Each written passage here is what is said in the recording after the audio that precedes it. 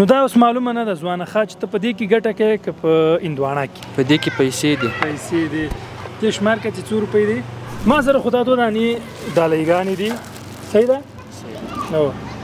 نو دا چې ته دا انتخاب یې ګرمیم ده او ګټه هم لري دې وخت کې او که دا انتخاب یې نو دا اوس معلومه نه ده ځوانه ښه چې ته په دې کې ګټه کوې که په هندواڼه کې؟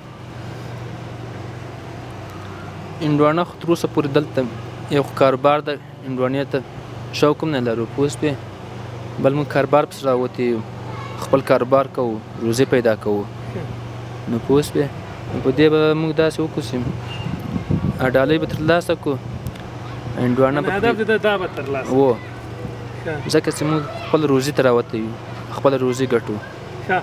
نو ښه ده راته د روزي خبره دې وکړله چې ملایي خرڅه د ورځې څومره ملایي خرڅه څومره ګټه کوي نه کوي څه حساب دی دې معلومه خبرې څه راته وکړي. تر دغه پورې اوس ما راباسلې تقریبا 2 میاشتې مې پرې کېږي. په 2 میاشتو کې تقریبا ما داسې حساب ده چې د ورځې د 700 د 800 روپیو مال باسم، یعنې ورځ هغه کوم کې تېروم. په کور کې څومره نفر یاستئ؟ په کور کې تقریبا 18 نفره یو، یعنې یو مې تره راسته اوسېږي، یو مې پلار ده، موږ ټول یو. نو پوه شوې په دې خاطره موږ دغه کار کوو. زه ډېر ښه دی، آفرین. ځوان یې د دې پر ځای چې په کور کښېنې لکه د ځینو ځوانانو غوندې راوځي بیرون کار کوي، زحمت باسي، خپلې کورنۍ ته حلال نفقه ګټې، دا د آفرین پر تا دا انتخاب کړی فعلا لپاره. ته بس دا خلاص که وګوره چې په دې ډالۍ کې تا ته څه شی دي. څه شی دی پکې؟ په دې کې پیسې دي. پیسې دي. دې شمار کړه چې څو روپۍ دي؟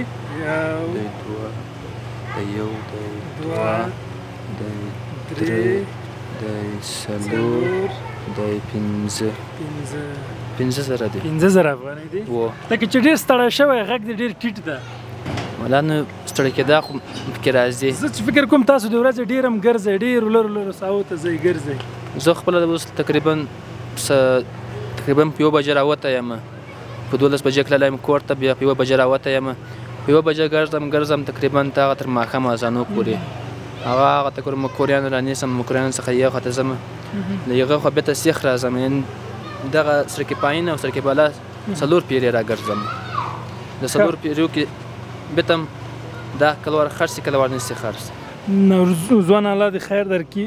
بس د خپل کور لپاره زحمت باسي، کورنۍ لپاره ښه کوي او د حلالې نفقې لپاره زحمت باسل د خپله صدقه ده، خپله عبادت دی. نو تا خو هغه ډالۍ وه انتخاب کړله، دا هم زه تاسو درکوم، دا هم ویسئ او بېګاه کورنۍ سره ګډ نوشیجان کوئ. سمه ده انشاءالله؟ خیر وشي، کور ورته تاسو د خدای پاک جنتونه خیر وشي وروره. خیر وشي، خوشحاله ژوند مو نصیب شه وروره. خدای مو منګولې له حلالې نفقې او روزۍ څخه ډکې کړي. خدای په امان.